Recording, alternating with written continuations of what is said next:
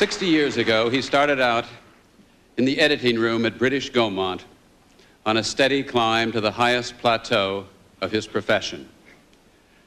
Today, he still talks with excitement about leaving the camaraderie of his film crew on location to return to that solitary room where he can be alone with the film.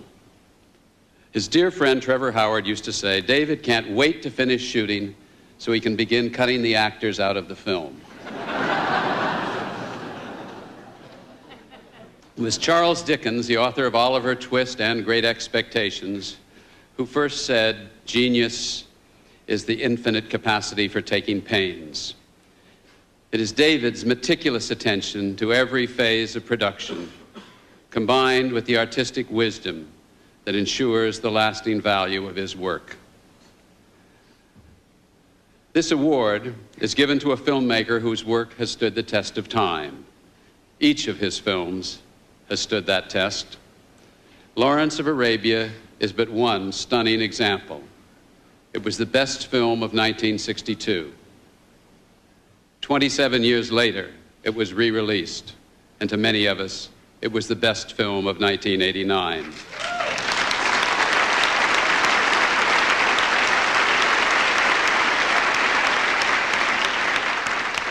The David Lean collection will be treasured as long as films are shown.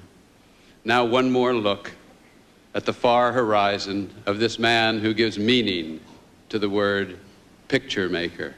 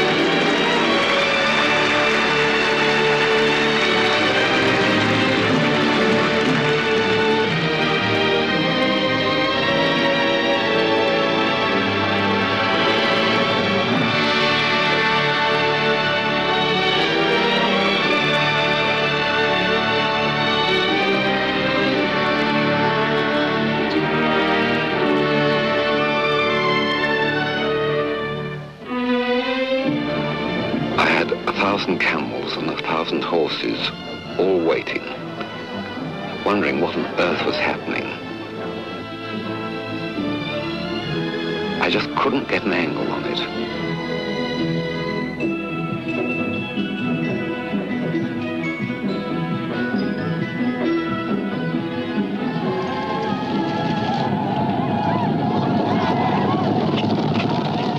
I finally got it, but my goodness, they're lonely moments.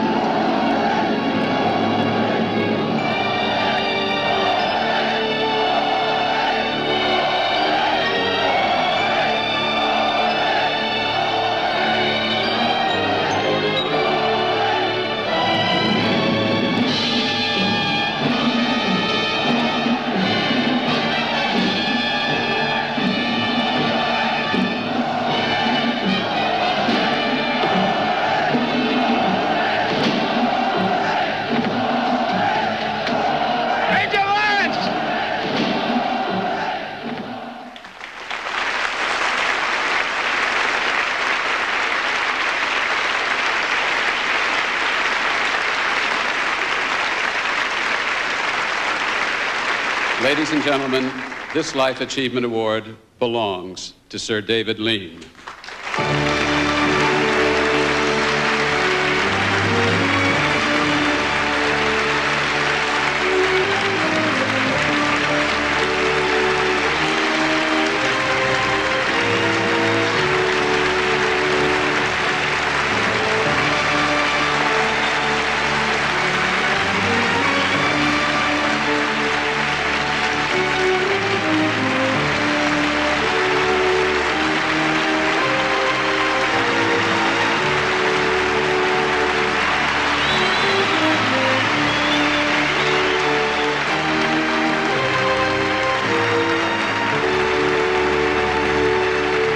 Thank you very, very much indeed.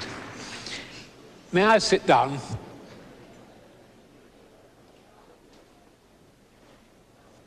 I do hope you'll forgive me if I seem presumptuous in this great honor you've given me. I promise you that everything I'm going to say comes from my heart. It is completely sincere, and it's because I love movies.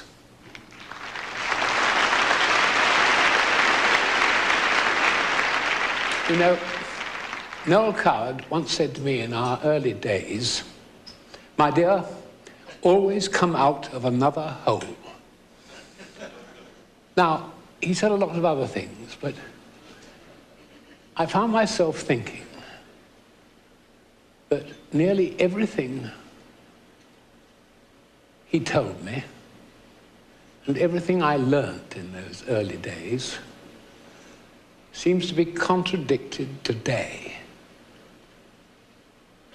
We don't come out of any more new holes. We try to go back and we come out of the old holes, parts 1, 2, 3, and 4. And I think it's terribly, terribly sad. Looking at this list here, in this wonderful program, nearly everybody there is an innovator, a pathfinder. They found new things to do in the movies. And all of us live on new things. Okay. Do old things, parts 1, 2, and 3, but don't make them a staple diet. We'll sink if we do.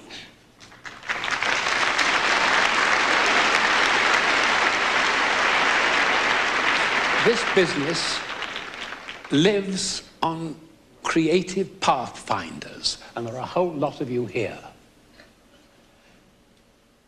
I terribly miss, we all miss, I think, somebody like Irving Thalberg. He had a foot in both camps. He understood us people, and he understood the money people. We're in terrible danger. I think there are some wonderful new film makers coming up now. They are going to be our future.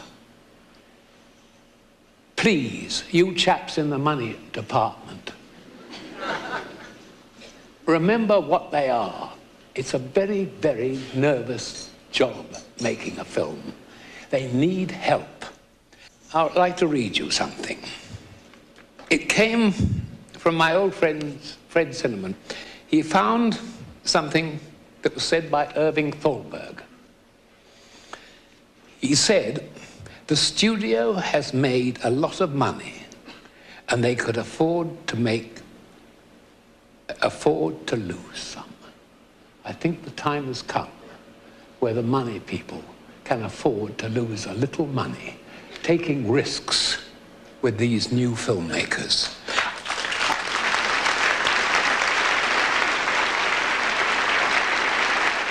I think if they give them a break, give them encouragement, we're going to come up and up and up. If we don't, we're going to go down, and television's going to take over. Anyhow, wish them luck. I do. Thank you so much. The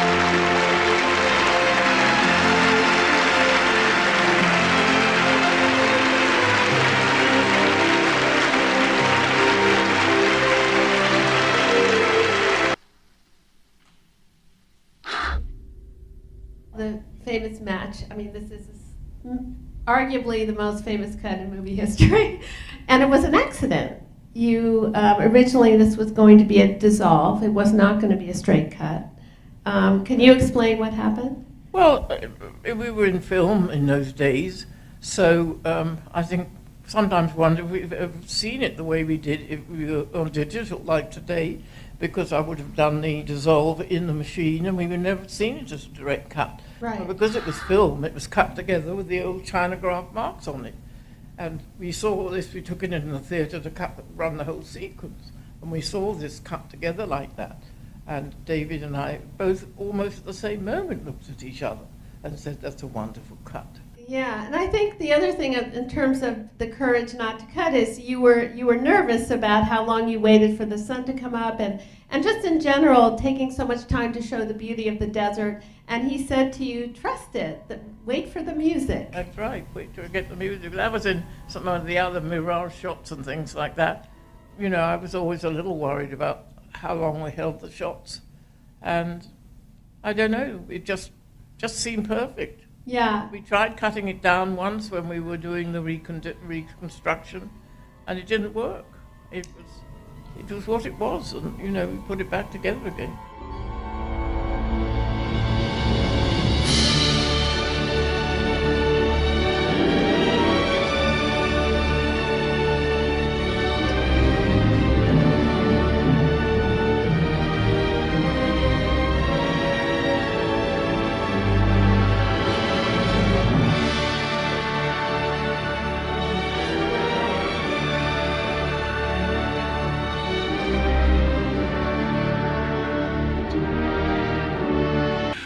Do you have a strong visual imagination? Yes. And is that a help Yes. when you're working together? Oh, yes. Oh, yes. I mean, do you see, when you're talking about a scene, you say, you see it in a room or with a big landscape behind it? And there's a lot of landscapes yes. in these films. Of course, yes, I see all that. And I see the tiny little thing like the lodger building out the match. You know? And then the sunrise. Right. Yeah. That is part of my thing. Being a director is a terribly lonely job because very often people don't quite know what you're aiming at. And in a certain way, one doesn't know oneself. One's got a smell of what the scene could be. One imagined that one would set up the camera here, look through it, and there would be the shot that one imagined, and you look through the camera and it isn't it at all. I think one of the most difficult things about a director's job is that he's got to be a bit of a dreamer, and dreamers don't generally go hand in hand with practical people. And if you're going to be a director, you've certainly got to be practical. It's not an airy-fairy business at all. It's a hard job of work, like a carpenter. I'm very old now. I've had, as it were, a kind of classical training in films. And I find it hard, even at my age, to be able to make any great statements about life. And so I try to tell a story about people, about life, but I just have to trust that what pleases me will please an audience, or what excites me will excite an audience. Of course, I can be terribly, terribly wrong, but if I start wondering what this person or that person will think of it, I'm lost. I can only please myself and hope to God that you people like it. I personally don't feel that I'm capable of making great statements. I think there are very few artists who are. There are people who are acclaimed as such, but all right, give me Shakespeare, or Beethoven or somebody like that. But we haven't produced anybody like that in the movies.